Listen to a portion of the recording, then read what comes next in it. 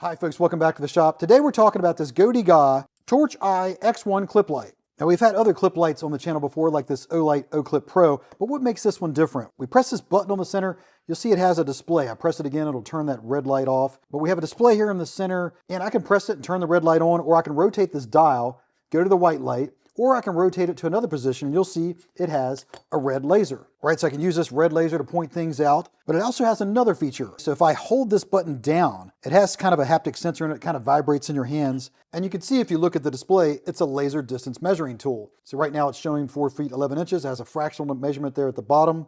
And if I press this button again, it'll now hold that measurement. You see hold right there at the top right. And at the bottom here, it shows you where it's taking that measurement from. Right now, it's taking that measurement from the top of the tool. You can change that to the bottom. Here's that same display if you switch it to measure from the bottom of the tool. But that's what makes this clip light different. And you can see how this can save you a lot of space in your bag. Look at this compared to this Bosch Blaze laser distance measuring tool. And compared to this other one we had on the channel, this Oclip laser distance measuring tool. And you can see this can potentially save you a lot of space in your bag, or just have it on you all the time. Now it does work like other clip lights in that you can tail stand this light. You can also squeeze this clip, open it up, and clip this light onto something. And it also magnetically attaches. Right, so 3 ways you can mount this light. Now the way it works is if I turn this light on, I can turn this dial and switch to the different lights. There's that red light, there's that white light, and if I press this button down and hold it, it goes through different brightness modes, right? So there's low, medium, and high, back to low. If I double tap it, it'll go to turbo. That's 500 lumens of output. Rotate that dial, goes back to the red light. Now I could turn it off. If you look at the display here, you'll see at the top it shows that it's on that red light right now, and there's the white light, that's that blue icon there, and it's got a settings gear over there. If I press this button, you see that red light, press it, turn it off. I can switch over to the white light, or I can switch over to settings, all kinds of settings you can change in here.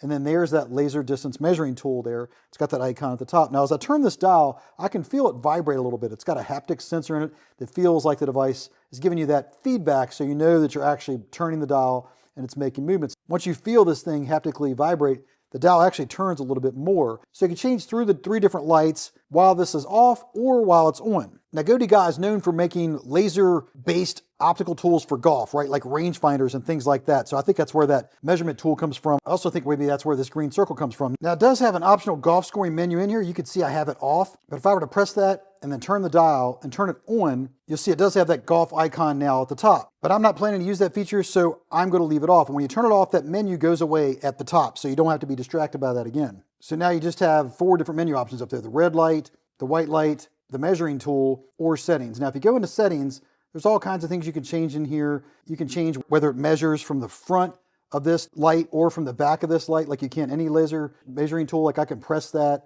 and you can watch how it goes from the front to the back of that device in terms of picking where I want to measure from. I want to measure from the back, so I just select that option. If we go back in here, you can see that there's a brightness setting here. If you look in here, you see I can change the units of measure. I can pick that, and now as I rotate this dial, you see it can measure in metric. We can do feet and inches, or we can do feet and inches and nothing fractional, or we can have feet, inches, and a fractional measurement, or back to metric. Now I keep it here on this setting. Press it, we've selected that option. That's pretty much all the options under that settings menu. So if you look at the display, it does show you how much charge there is for the battery. You got 2 green bars here, and it's 54% charged. And you got a little battery icon at the top. That icon only has a lightning bolt in it when you're charging. Now you see when you do turn a light on here, it does give you an estimated runtime. Right now with this red light on, it's estimating that it'll run for 5 hours and 35 minutes. And it'll give us that estimate on any light we're on. If I rotate this to the white light and I turn it on that low moonlight mode, I can do that by just holding the switch down with the light off. It goes into the lowest output of moonlight mode. And you can see it's going to run for almost 5 hours. It's 4 hours and 59 minutes. And at the bottom here, it's showing what brightness level it's on. Right now it's on the lowest brightness mode. If I press this button and go up 1 or 2 notches, you'll see the display here goes up to 2 bars, showing the different brightness levels. Now the Olight Oclip Pro has a really nice feature on it where it gives you a floodlight. You can also turn this dial and you can get a spotlight, so it's really nice in this flashlight. With this TorchEye X1, you can see that the light is more of a floody light. Put it on turbo there, you can see it's floody. You can see it does have kind of a white hot center, but it's mostly a floodlight on this TorchEye X1. Now another thing I like about this light, it also supports USB-C charging. If you look right here on the side, it's got a door here on it that slides open. So you can just push this door here right open and you got a USB-C charging port. If I plug into that, you'll notice on the front, now it gives us an estimated time to when it's going to fully charge. And we see the charge percentage right there, 54%. So it's going to take about an hour to charge this up to 100%. If I unplug that charging cable, you see the display goes back to just dashes. So that's basically how this light works. Now let's compare how it looks next to the Olight Oclip Pro. If you look here, you see it's just slightly wider than the Oclip Pro in terms of its size, maybe a little bit taller. It's got chamfered edges here on it, but not quite as much as the Oclip Pro. The Oclip Pro has a bigger chamfer right here on the edge. So the sizes are very similar. Now this light, the clip is magnetic at the top. On this Olight, the clip is magnetic at the bottom. So the clips are magnetic in different locations, as you can see there. But if you look at the side of the light, they're very similar profiles. This is a little bit deeper light, so just a little bit larger all the way around. You notice that Olight has that door that has a latch on it, that has a little bit of spring tension on it there. If you look in the back, there's the name of this light, the TorchEye X1. Look at the top, you can see that distance measuring tool right here. The red laser is the smaller circle here on the left. You can see there right on the side of the flashlight, it's got a class 2 red laser. All right, here's how it compares to the Workhos HD03. It also is a magnetic clip light. There's a size comparison there real quick. And you can see how it compares to this loop dot clip light, which I really like. I've been carrying this one lately because it has a really high CRI light that I like on this. You spin the dial and that one gets brighter, but you can see how these two compare in terms of size. I'll also say that the magnet strength on this flashlight is very good. You can see it's as good as the Olight Oclip Pro. Compared to the Workhos here, it's got a stronger magnet than that Workhos. You'll see that Workhos falls off. And you can see this loop dot clip light also has a good magnet on it. Now it does come with a USB-C to USB-C charging cable there on both ends. It comes with a light in this box. Just a quick look at the box. You can check that out real quick. You notice they mentioned that golf score card on there. But anyway, that's just a quick look at this clip light. Let me know in the comments what you think.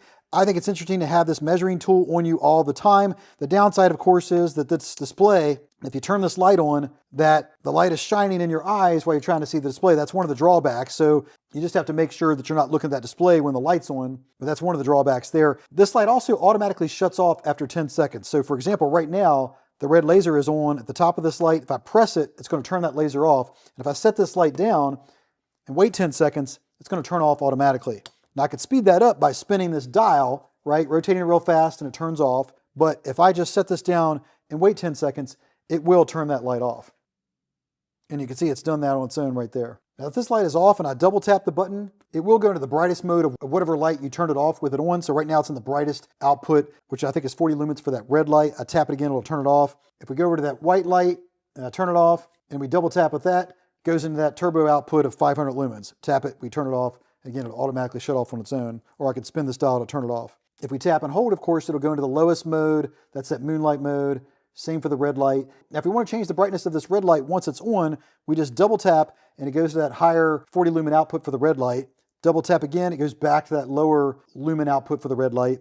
It's the same for the white light. If I double tap while it's on, it goes to turbo. Double tap, it goes back to the previous mode. So the light does have memory. If I turn it off and turn it back on, it will go back to the previous brightness setting. Now, if I have this red light on and then I press and hold and I feel that haptic sensor, it'll start flashing that red light. Press and hold again, it goes back to the regular light mode. Tap the button, it turns it off. Now, if we have this light on the white light mode and then we triple tap, it will go into a beacon mode. So this thing will just flash a beacon light every so often.